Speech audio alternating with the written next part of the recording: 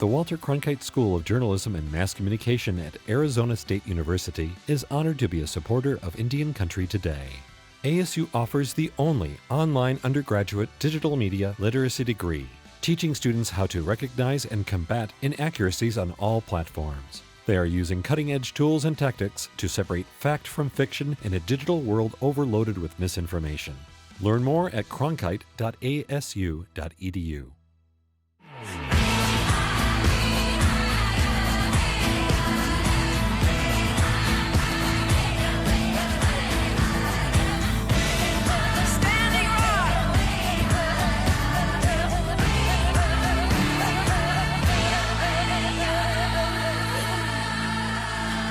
This is Indian Country Today.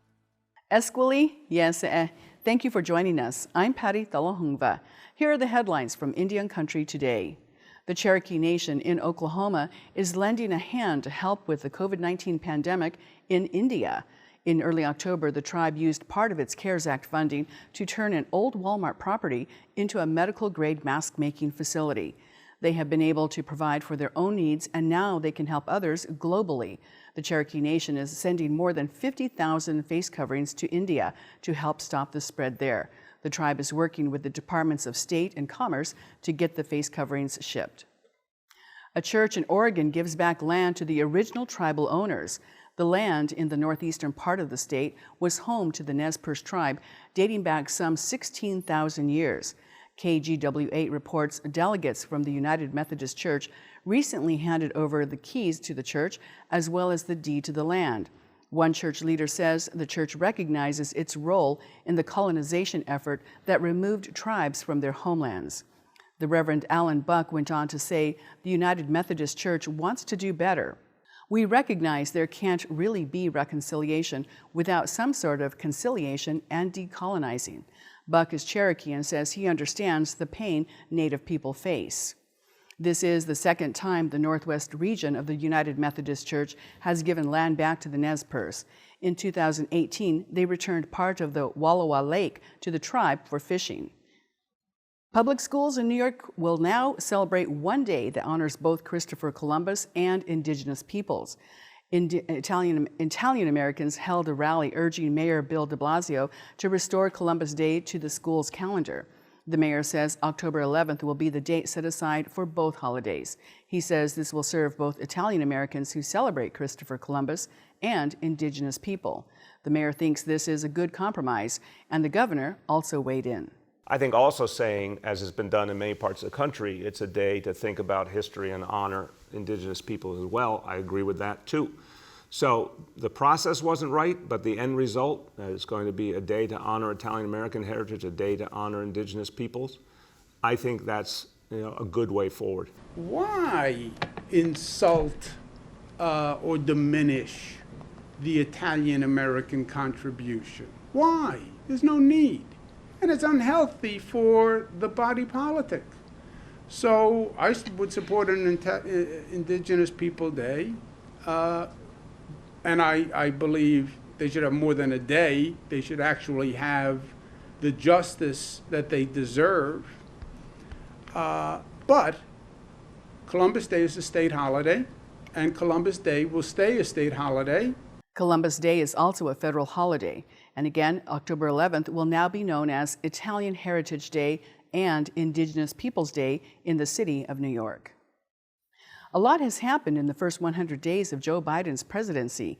5 Indigenous people were sworn into the 117th Congress, and Biden, who is the nation's 46th president, began a series of presidential actions hours after his inauguration to honor the nation's relationship to tribal nations. To read more about this story, go to our website, IndianCountryToday.com, and search for the headline, 100 Days on Capitol Hill. The co-leader of New Zealand's Māori party is removed from Parliament for a second time this year. Wariri Waititi was thrown out for performing a Maori haka in protest at what he says are racist arguments. Waititi's stance came during an ongoing debate among lawmakers about the government's plan to set up a new Maori health authority. When it comes to views of Indigenous rights and Indigenous peoples, those views must be from those Indigenous peoples for the Indigenous rights of our people. that can't be determined by people who are not Indigenous. So what I'm asking e hikama to this House, tēnā koe te pirimia, is that if we find this attitude acceptable in this House, the constant barrage of insults to tangata whenua, then I find this House in disrepute. After a tense back and forth with the Speaker, Waititi began the traditional Maori haka and was asked to leave. The haka is a ceremonial war dance intended as a challenge to opponents, and it's also a rallying cry before heading into battle. In February, Waititi was ordered to leave after refusing to wear a necktie. The politician argued the requirement suppressed Indigenous culture, and Parliament eventually dropped the rule. Marvel Comics is introducing a brand new native Captain America. Joe Gomez is the Captain America of the Kickapoo tribe. Kwaili Pu Mi'kmaq artist David Cutler designed the new captain's uniform, which is inspired by traditional grass dance regalia. Darcy Little Badger is a geoscientist and a citizen of the Lipan Apache. She wrote the 10-page story that features the native character. The Kickapoo Captain America will debut this August in issue 3 of the United States of Captain America. And those are the headlines from Indian Country Today. I'm Patty Thalahungva. Coming up next, we hear from Native leaders who sum up COVID-19 responses and repatriation efforts in California. And how music and creativity heal during a pandemic. This is Indian Country Today. Tribes across the country are nearing complete vaccinations against the COVID-19 virus. Joining us today is Mark Macaro. He's the chairman of the Pechanga Band of Luciano Indians in Southern California. Welcome, Chairman Macaro. Give us an overview about how this pandemic has affected your people. Well, first, our hearts go out to all our fellow Indian people from all over Indian country. I think every nation appears to have been touched by the pandemic, and so our hearts go out to them for all our lost loved ones during this pandemic period.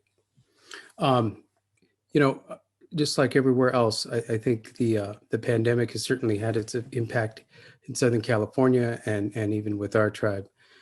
I also want to tie this into something historical because for our people, this is probably the third pandemic that I think we have dealt with since the late 1700s. Certainly the first was with Father Sarah and the onset of the missions, and when he created the mission system in Southern California, and the one that impacted my tribe the most.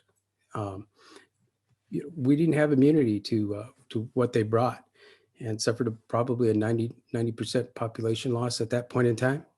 So, the thought of, I can tell you the thought of a pandemic rearing its head over a year ago, such as it did, was certainly a frightening prospect. But, the second time was the influenza of 1918, which also affected our people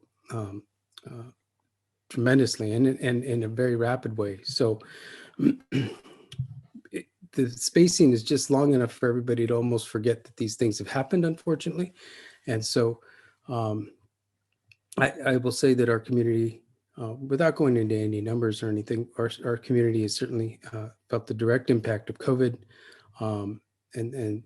It's been sudden, it's been tragic, and it's been something that I think we've all pulled together around and try to find new and safer ways of doing things as well. What has the economic impact been like for your tribe?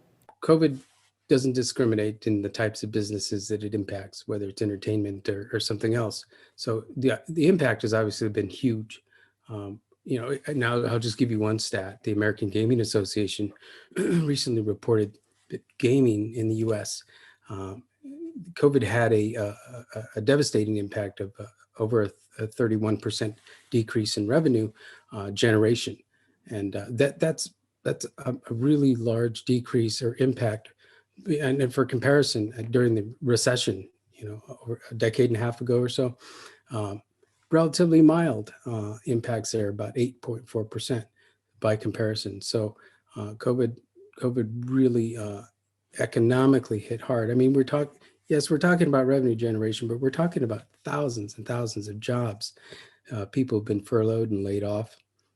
So as we roll out of the pandemic over the next 12 months or so, hopefully things will stabilize more. But, in our case, we are looking at about a 50% reduction in everything, that our gaming, our rooms, everything has been at about 50%.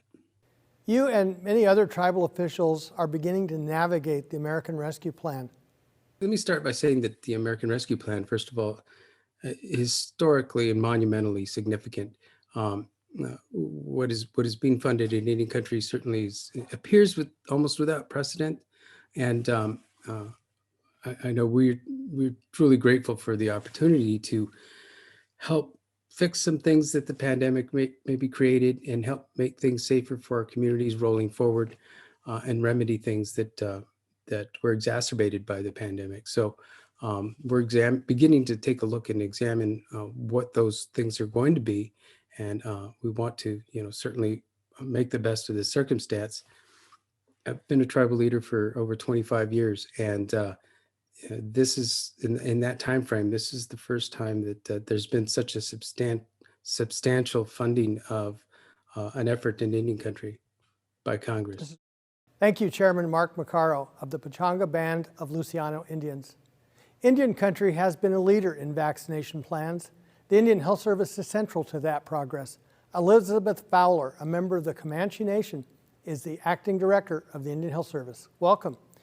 Give us an update on where we stand during this pandemic and with vaccinations. The COVID pandemic has hit Indian country pretty hard. It's been devastating for Indian country, as a matter of fact, because American Indians and Alaska Natives are disproportionately impacted by COVID. They're more likely to get it, they're more likely to be hospitalized by it, and they're more likely to die from it. IHS response has been aggressive and proactive, and I think it's highlighted the challenges that we face in Indian country in terms of the remoteness of our locations, the under investment in funding for our Indian healthcare programs or Indian healthcare system. And it's also, though, highlighted our strengths with our vaccine effort. I think that the successes that we've seen have been really a showcase of the work that we do every day, the primary healthcare that we provide, and the fact that tribes and our local facilities had flexibility in making decisions, because they know their communities best, really helped to achieve the effectiveness of that vaccine effort. What lessons have you learned from the pandemic and data collection? Practicality leads me to say that the Indian Health Service, we really need to ensure that we are using the lessons learned to help people understand how appropriations are used effectively, and how there has been a chronic underinvestment in our Indian health programs. So I think that's the first, because it's so significant. We were not prepared well or positioned well for the pandemic in terms of our infrastructure. One of the challenges that I was referring to when I talked about how we were unprepared and not well positioned is our electronic health record system. It really has helped us to understand how important it is to accomplish the modernization of our health record system. And so that's one piece of it, because we want to be able to share information appropriately and ensure the privacy and all of the security that goes along with the health information. Right now, our electronic health record, RPMS, it's based on local servers. So there's not like one central place where we can pull the the data that is centralized has to be sent from all of those servers, hundreds of servers, at all locations that are out there, has to be sent in to our data warehouse. So there just isn't one good way for us to, at this point in time, for example, to run a report that covers our entire health system, that tells us, how many patients, tells us all of the data that we would want to know about COVID, for example. So replacing our EHR is going to be helpful to us in that regard. But again, it's also going to be helpful to improve our interoperability with other health systems out there, other data systems out there, so that we hope that will improve our ability and the completeness of the data that we have on our population. Thank you, Elizabeth Fowler, IHS Acting Director. The process of repatriation, moving ancestors from museums to burial grounds, has gone painstakingly slow. Assemblyman James Ramos, who is Serrano and Cahuilla, is the first California Indian to be elected to the California State Legislature. Welcome, Assemblyman Ramos. What's the status of the repatriation efforts? So the status now is that we continue to advocate for the repatriation of ancestors of California Indian people in the state of California. My bill, AB 275, started to pave that way, working with the Native American Heritage Commission, which we chaired a long time, since 2007 to 2018. I sat on that board as chairman of it. And we see many times that UC systems and museums would come forward with remains, right? Remains of ancestors of the people of the state of California, the first people. And when the tribes, elders, and those museum directors disagreed on what should be repatriated back, and in some cases, some tribes wanted all that was associated with it, which is right, it's culture. And the museum directors and UCs disagreed. And when they disagreed, the UCs and the museum directors left with the remains, and the tribal elders had nothing. I immediately went to work upon being elected in the state legislature on AB 275, that then paves that way for that repatriation process to happen and gives greater weight to the tribal elders in those discussions. So now the tribal elders will leave with those remains as this process moves forward. But also what has happened in the state of California, we're finding that through an audit that was done through the legislature, a joint audit with the UC system, we found over 500,000 Native American remains still in the archives of the UC system. Many of those California Indian people and other Indian people from the United States. So identifying those areas and knowing that those were out there led us to move forward and advocate and get support of the state legislature on these issues. And certainly to have remains in your archives on shelves for years, for not just 10 years or 20 years, for over 50 to 60 years of not being able to repatriate those items back is concerning. And then when we hear that other professors that have been in that field have taken remains to their private archives, and now we find that out, that's even more troubling and disturbing. Tell us about the sanctions that you're proposing. So those sanctions continue to move forward. So we have in there some benchmarks to hold the UC system accountable for putting NAGPRA on the NAGPRA boards. Originally, there were supposed to be Native Americans on that board. We found through the audit that they were far and in between of being appointed. So now we're going to be moving forward to have a hearing to see where they're at and where they're updated at. Those sanctions continue to move forward because now we sit in this seat. And so those that are out there in Indian country thinking about running for a political office, representation truly does matter, because once you're in these seats, we can introduce bills that become law. We can introduce issues that we know are important to our people. You don't have to lobby nobody. It's us that now is making that decision for our people. So here in the state legislature, in the assembly, we're the first California Indian elected here in the state of California. Other states have been successful in getting Indian people elected. But here in the state of California, one of the largest economy, right, in the United States, here, for the first time, a California Indian person is elected. Because I'm in this seat, I'm able to educate people on issues of repatriation, issues of education, issues of social problems, issues of suicide prevention, all those issues that have faced our people for so long, way before Indian gaming came forward and became successful. These are the issues that we want to continue to tackle. We will tackle the sovereignty and protect Indian gaming, the right to move forward as a sovereign nation, but we also have to start to address the issues that have plagued our people for years. And bringing that educational process forward is through the representation here in the state legislature. If I wasn't here, we would not be able to talk about these issues, not let alone get granted by the Speaker of the Assembly for the first time in history, a California Native American Legislative Caucus to address these issues and to educate the legislature from within. Thank you, California Assemblyman James Ramos. When we come back, composition and performance in a pandemic.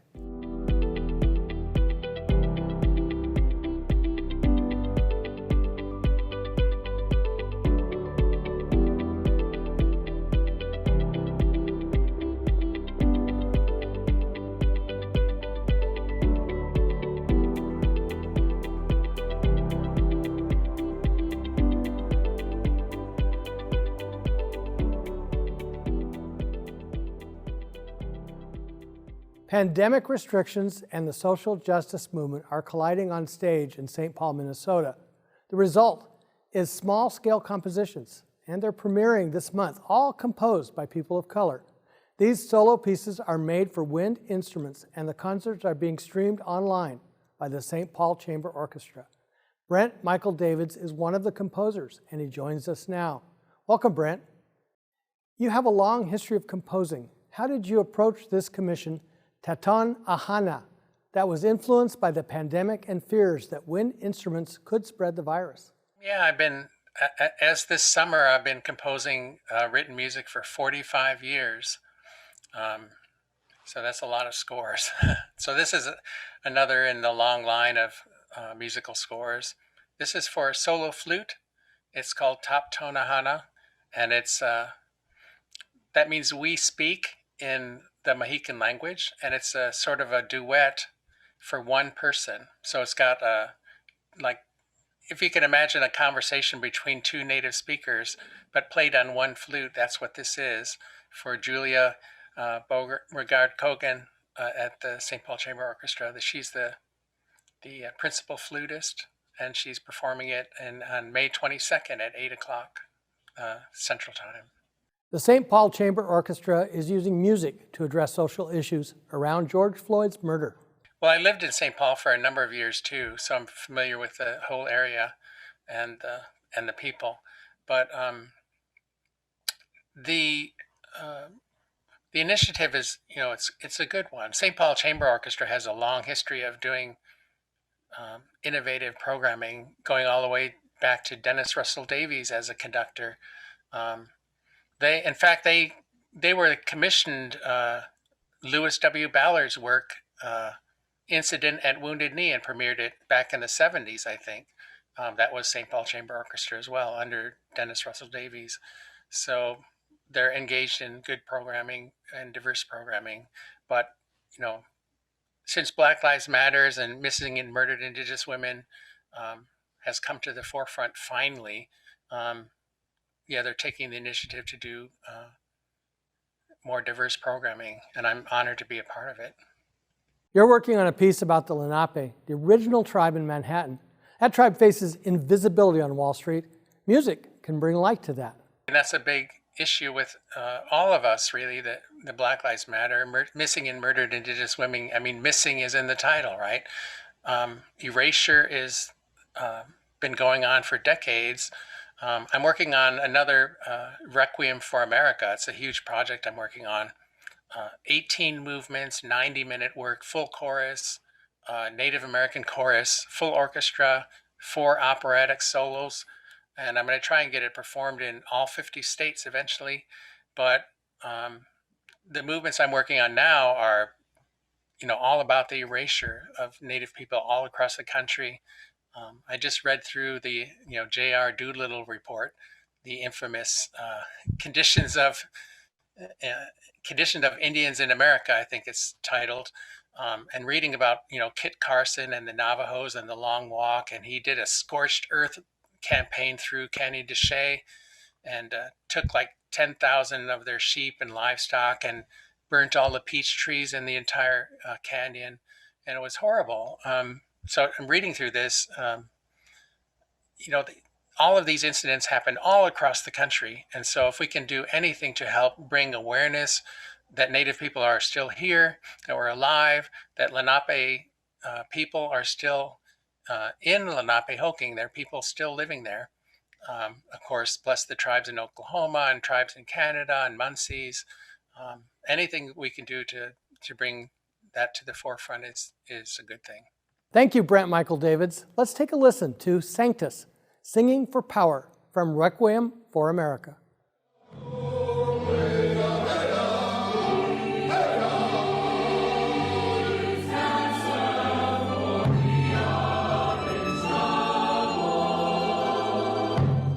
That was from Brent Michael Davids, Requiem for America. Thanks for joining us. For more news and updates, go to IndianCountryToday.com. From all of us in the newsroom, stay safe and have a great weekend. I'm Mark Trahant. Sometimes you got to take a stand just because you know you can. Oh, you got to run, you got to run.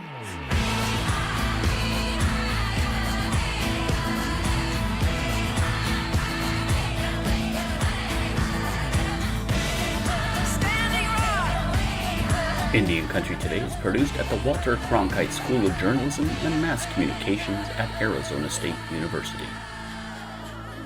This is Indian Country Today.